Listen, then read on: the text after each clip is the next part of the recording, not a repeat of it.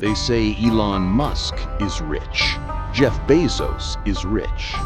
But more than 700 years ago, there lived a man whose wealth was so vast that modern economists can't even calculate it.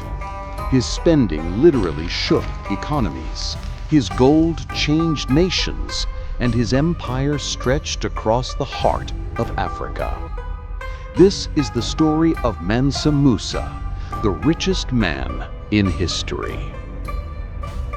The year was around 1280 in West Africa. The mighty Mali Empire was rising, controlling the trade routes of gold, salt, and ivory. This empire was blessed with some of the richest lands on earth. Beneath the soil lay unimaginable reserves of gold. At this time, gold wasn't just jewelry. It was the foundation of economies. Kings, sultans, and merchants in Europe, the Middle East, and Asia all desired it. Whoever controlled gold controlled power, and no one would come to control more of it than Musa Keita.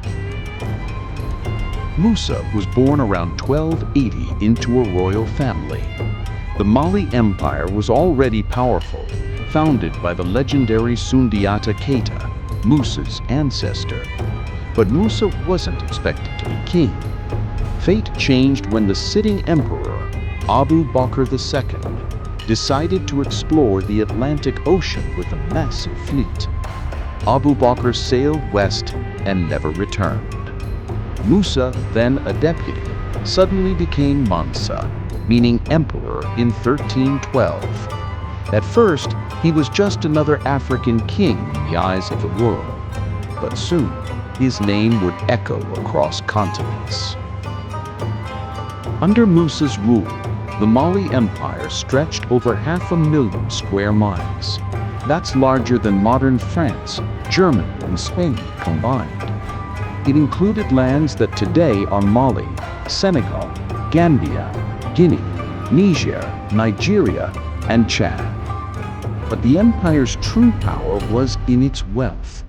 Historians estimate that half of the world's gold supply at the time came from West Africa, much of it under Musa's control. Imagine that, one man ruling lands producing nearly half of the known world's gold. No wonder he would become the richest man in history. In 1323, Musa decided to make the sacred Islamic pilgrimage to Mecca, the Hajj. What began as a spiritual journey became the most legendary display of wealth the world had ever seen. Mansa Musa didn't travel alone. He brought with him 60,000 men, including soldiers, officials, and servants. He brought 12,000 slaves, each carrying gold bars. He brought 80 camels, each loaded with 300 pounds of gold dust. This was not pure. It was a moving city of wealth. As Musa passed through cities like Cairo, he gave away so much gold, gold collapsed. Inflation skyrocketed. Historians say it took Egypt's economy more than 10 years to recover. Think about that. One man, by simply giving away wealth, crashed an entire nation's economy. But Musa wasn't just throwing gold. He was deeply religious and wanted to leave a legacy of faith and knowledge.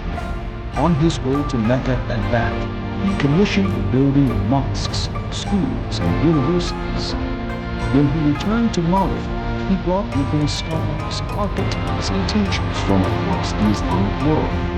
He invited poets, astronomers, and jurists to his empire. His vision was not just wealth, but wisdom. The jewel of Musa's empire became the city of Timbuktu. Under his rule, Timbuktu transformed into a global center of learning. He built the famous Djinguereber Mosque, designed by an Indonesian architect. The city's libraries held hundreds of thousands of manuscripts covering medicine, astronomy, law, and theology. Timbuktu became the intellectual capital of Africa. Scholars from across the Islamic world traveled.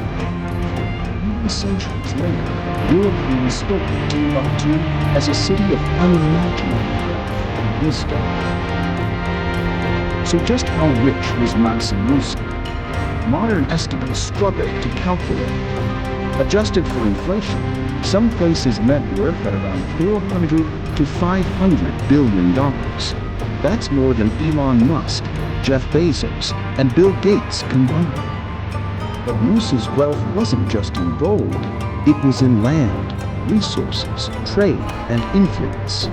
He controlled the lifeline of Africa's economy and had a global reputation.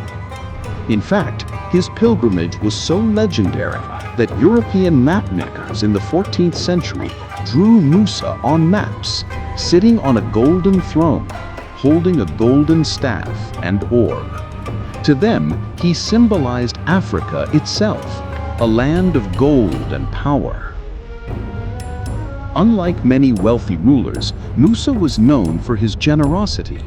He built schools and mosques not only in Mali, but across the lands he traveled. He used his wealth to spread Islam and education. But his generosity was not always perfectly balanced. In Cairo, he gave away so much gold that it destabilized the economy. Still, his actions showed a man who valued giving over hoarding. Mansa Musa ruled for about 25 years and died in 1337. He left behind a legacy of wealth, faith, and learning. But after his death, the empire slowly weakened. Successors couldn't manage the vast lands as effectively. New powers rose in Africa, and European traders would later begin their expansion along Africa's coasts. Still, Musa's story survived. He became a legend not only in Africa, but across the world. What can we learn from the life of Mansa Musa?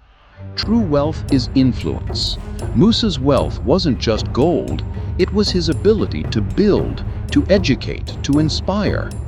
Generosity leaves a legacy. By funding schools and mosques, Musa ensured that his empire's name lived long after his death. Wealth without wisdom is dangerous. His pilgrimage shows how even generosity, without planning, can harm economies. And knowledge outlives riches. The gold has long vanished, but the manuscripts of Timbuktu remain. Today, when people debate who is the richest, Musk, Bezos, or Gates, they forget the story of a king from Africa who lived 700 years ago. A man whose wealth was so immense it reshaped economies. A man who turned his empire into a beacon of knowledge. A man whose name, Mansa Musa, still shines as a reminder that true wealth is not just in gold, but in the legacy you leave behind.